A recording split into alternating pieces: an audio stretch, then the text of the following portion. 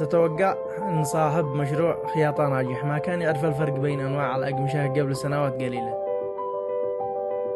قبل عدة سنوات كنت مشتت، هل نفتح مشروع أدوات بناء أم صيدلية أو عالم الهواتف؟ رغم أني دخلت مجال بعيد كليا عن تخصصي. البداية كانت معركة صعوبات مع العمال، إرضاء الزبائن وضبط جودة الإنتاج. كل يوم كان درس جديد، وكل خطأ كان خطوة للرمش اللي تشوفوها اليوم.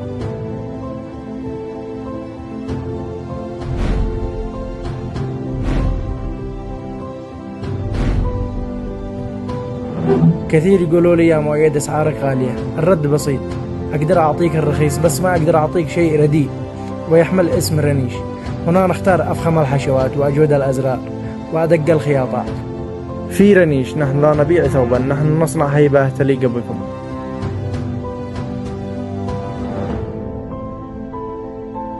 شرفونا بزيارتكم.